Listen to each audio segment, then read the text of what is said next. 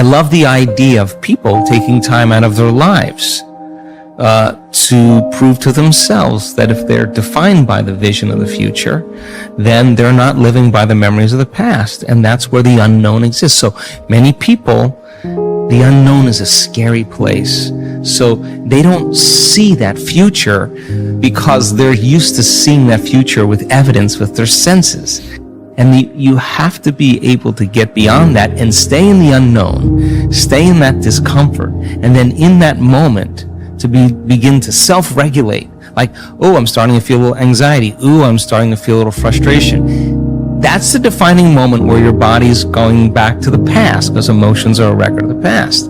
Or you go into routine again. So you catch yourself.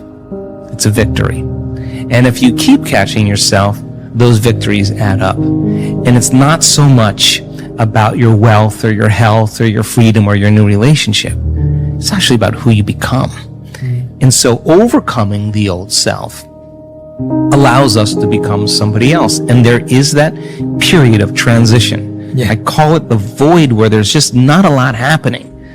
And you just got to be able to keep going and continuously get to the end of your belief. That is the key, because the universe only gives us what we think we're worthy of receiving. So we got to become initiated into this and understand it.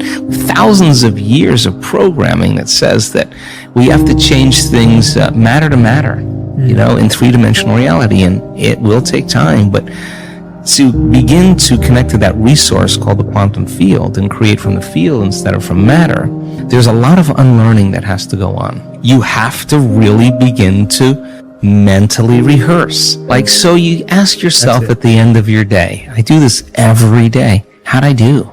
How'd I do today, bro? How'd you do? Did you do good?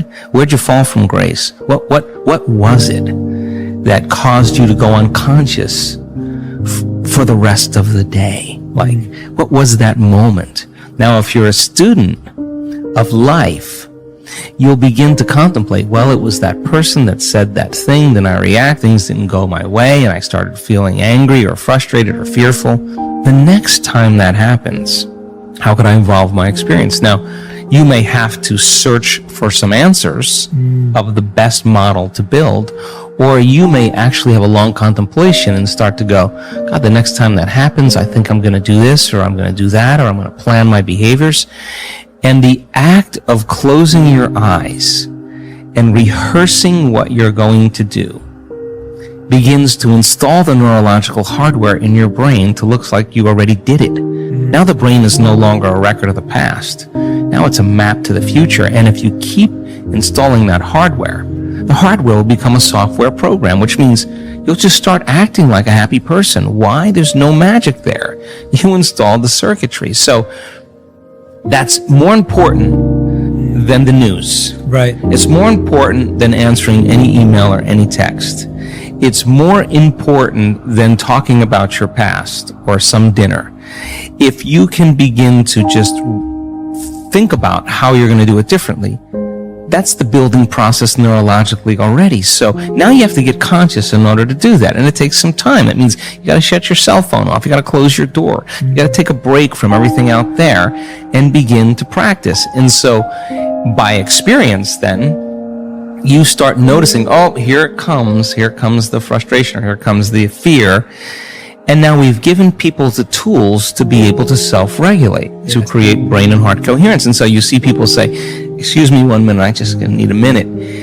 They take some breaths, they get back in, they connect to the energy of their future. This is incidental compared to where they're going. So they don't fall from grace. They don't allow their energy to drop. And so, in the beginning, it takes a lot, because it takes a lot of energy and awareness to stay conscious and not go unconscious. But if you're persistent and you're determined and you're sincere, you begin to figure it out. You begin to say, I am not going to give my power away to that person or that circumstance when I can use it to heal or to create a new future. And so people then won't excuse themselves and say, I had a hard day yesterday, I had a fight with my coworker or my ex, and I don't feel like doing the work. Well, that's the time to get back on the horse. Because it's all of those times that we self-correct.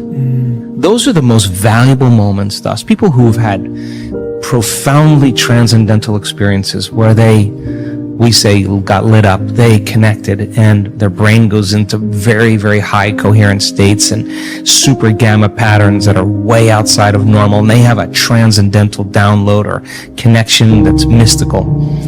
They look back at their entire life. They don't want to change one thing in their past because it got them to that moment. That's the moment the past no longer exists. Now, by the same means, they look back at their past and they see all those tough moments where they overcame themselves and they fall in love with that person. They don't look at the good meditations or the things that went well. They know that it was those moments that got them to this moment. And I think then that's when they begin to understand that all of the hard work, all the effort in who we become makes, no one can take that away from us. So then once we arrive at that level and we experience whatever the dream is or whatever we create, the next thing is do it until you fully enjoy it. And then when it gets boring or predictable, let's go again. Let's do something else. Yeah. And I think that's evolution. And all of those cars and homes and whatever that is, are symbols of what it looks like when a person actually arrives at this concept called abundance, right? So if those things help them to associate with something that creates a feeling of abundance, and they're building their vision board to help them to get clear on their intent, then that's fine, because they're associating objects or things or material things that they'll say, that's when I know that I'm abundant. That's fine. Other people will say, look, abundance just means that I have more than I need, and I'm happy with that. And for them, there's a feeling that is associated with that. And when they begin to dream about their future, they may see themselves in a scene or see themselves a certain way. I don't care what it takes for the person to get there, because once they have their abundance, and this happens quite a bit in our work, when you finally have everything you want, there's only one thing you're going to ask yourself: how am I going to contribute to the world? How am I going to make a difference?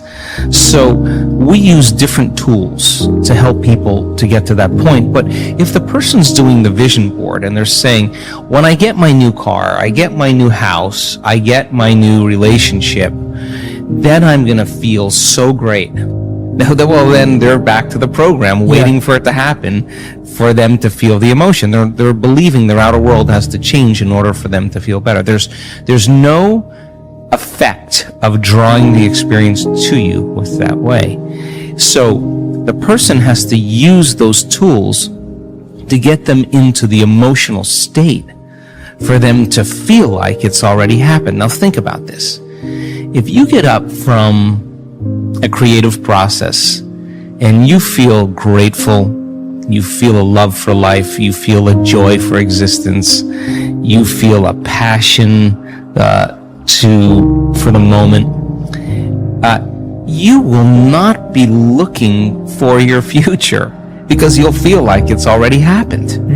It's the moment that we start feeling those self-limiting emotions that we feel separation, and then we start looking for it again. Well, then, if you're waiting, you're not creating, you're in separation again. So then, whatever it takes for you to move into a state of being. And what is a state of being? Thoughts are the vocabulary of the brain. Feelings are the vocabulary of your body. How you think and how you feel creates your state of being.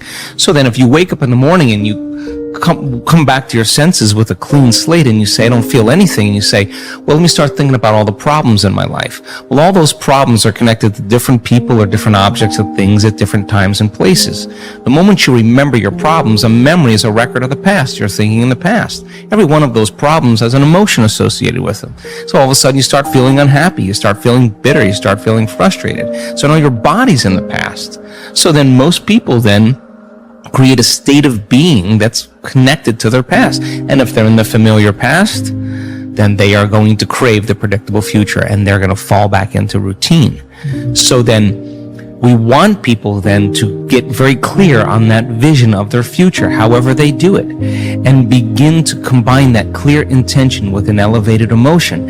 And the stronger the emotion they feel from the vision they're creating, the more altered they feel inside of them, the more they're going to pay attention to the pictures in their mind. And now they're remembering their future. And biologically, it's exactly the same as remembering your past. In fact, if you're not being defined by a vision in the future, it means you're making your past more real than your future. Mm-hmm. You're falling in love with your past. You're more in love with your past than you are with your future.